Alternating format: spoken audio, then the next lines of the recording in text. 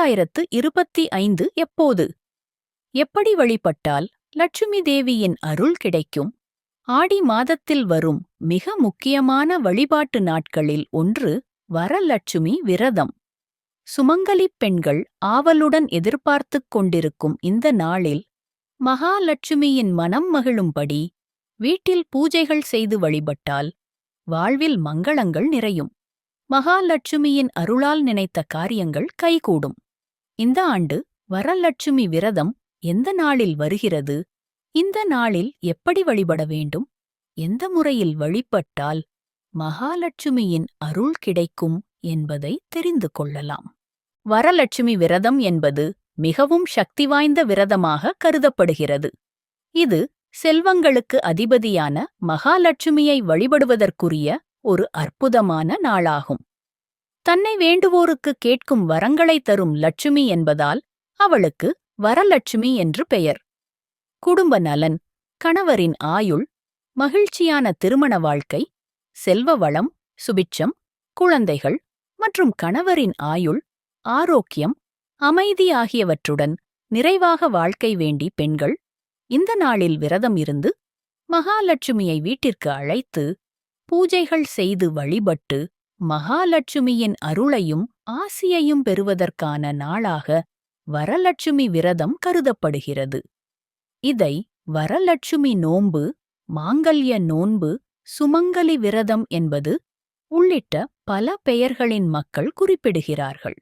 வரலட்சுமி விரதம் இருந்து வழிபட்டால் அஷ்டலட்சுமிகள் எனப்படும் 8 லட்சுமிகளின் அருள் கிடைக்கும். வரலட்சுமி விரதம் இருந்து வழிபட்டால் அஸ்வமேத யாகம் நடத்தியதற்கு இணையான பலன் கிடைக்கும். இந்த நாளில் திருமணமான பெண்கள் மட்டுமின்றி திருமணமாகாத பெண்களும் நல்ல கணவர் அமைய வேண்டும் என வேண்டிக் கொண்டு நோன்புக் கயிறு கட்டிக்கொண்டு விரதம் இருந்து மகாலட்சுமியை வழிபடுவார்கள். ஆண்டுதோறும் ஆடி மாதத்தில் வளர்பிறையில் வரும் கடைசி வெள்ளிக்கிழமையில் வரலட்சுமி விரதம் கொண்டாடப்படுவது வழக்கம். இந்த ஆண்டு ஆகஸ்ட் மாதம் 8ஆம் தேதி வரலட்சுமி விரதம் கொண்டாடப்பட உள்ளது. அதாவது பெலர்ணமிக்கு முன்பு வரும் வெள்ளிக்கிழமையில் இந்த லட்சுமி பூஜை நடத்தப்பட உள்ளது.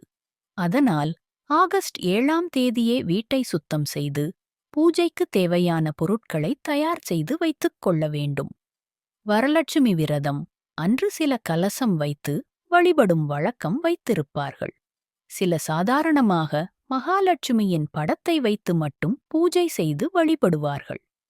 அன்றைய தினம் மகாலட்சுமியை வீட்டிற்கு அழைத்து மங்களப் பொருட்கள் சமர்ப்பித்து பழங்கள் மற்றும் சர்க்கரை பொங்கல் நைவேத்தியமாக படைத்து வழிபட வேண்டும். மகாலட்சுமியின் 108 திருநாமங்களை சொல்லும் லட்சுமி அஷ்டோத்திர சதநாமாவளியை சொல்லியோ அல்லது ஸ்ரீ சுக்தம் பாராயணம் செய்து இந்த நாளில் அம்பிகையை வழிபடுவது சிறப்பு. அதோடு சுமங்கலிகளை வீட்டிற்கு அழைத்து அவர்களுக்கு குங்குமம், மங்கள பொருட்கள், தாம்பூலம் ஆகியவற்றைக் கொடுத்து வயதில் மூத்த சுமங்கலிகள் கைகளால் நோன்பு கயிறு கட்டிக்கொண்டு அவர்களிடம் ஆசி பெற வேண்டும். இந்த ஆண்டு ஆகஸ்ட் மாதம் 8ஆம் தேதி வரலட்சுமி விரதம் கொண்டாடப்பட உள்ளது. அதாவது பெலர்ணமிக்கு முன்பு வரும் வெள்ளிக்கிழமையில் இந்த லட்சுமி பூஜை நடத்தப்பட உள்ளது. அதனால் ஆகஸ்ட் 7ஆம் தேதியே வீட்டை சுத்தம் செய்து பூஜைக்கு தேவையான பொருட்களை தயார் செய்து வைத்துக் கொள்ள வேண்டும்.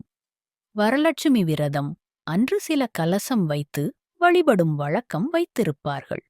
சில சாதாரணமாக மகாலட்சுமியின் படத்தை வைத்து மட்டும் பூஜை செய்து வழிபடுவார்கள். அன்றைய தினம் மகாலட்சுமியை வீட்டிற்கு அழைத்து மங்களப் பொருட்கள் சமர்ப்பித்து பழங்கள் மற்றும் சர்க்கரை பொங்கல் நைவேத்தியமாக படைத்து வழிபட வேண்டும். மகாலட்சுமியின் 108 திருநாமங்களை சொல்லும் லட்சுமி அஷ்டோத்திர சதநாமாவளியை சொல்லியோ அல்லது ஸ்ரீ சுக்தம் பாராயணம் செய்து இந்த நாளில் அம்பிகையை வழிபடுவது சிறப்பு. அதோடு சுமங்கலிகளை வீட்டிற்கு அழைத்து அவர்களுக்கு குங்குமம், மங்கள பொருட்கள், தாம்பூலம் ஆகியவற்றைக் கொடுத்து வயதில் மூத்த சுமங்கலிகள் கைகளால் நோன்பு கயிறு கட்டிக்கொண்டு அவர்களிடம் ஆசி பெற வேண்டும். வரலட்சுமி விரதம் இருந்தாலும் வீட்டில் வரலட்சுமி பூஜை செய்து வழிபட்டாலும் அந்த வீட்டில் மகாலட்சுமியின் அருள் நிறைந்திருக்கும். வரலட்சுமி பூஜை அன்று வீட்டில் லட்சுமிக்கு குங்குமம், வாசனை மலர்கள் ஆகியவற்றால் அர்ச்சனை செய்து வழிபடுவதும் விளக்கு பூஜை செய்து வழிபடுவதும் சிறப்பு. பொருளாதார சிக்கல்கள், கடன் பிரச்சனைகள் இருந்தாலும் அது நீங்கிவிடும். வீட்டில் வழக்கமாக வரலட்சுமி விரதம் இருப்பவர்கள் மட்டுமின்றி புதிதாக வரலட்சுமி விரதம் இருக்க நினைப்பவர்களும் இந்த விரதத்தை மேற்கொள்ளலாம். இதனால் மகாலட்சுமியின் அருளால் வாழ்க்கையில் மாற்றம் வரும்.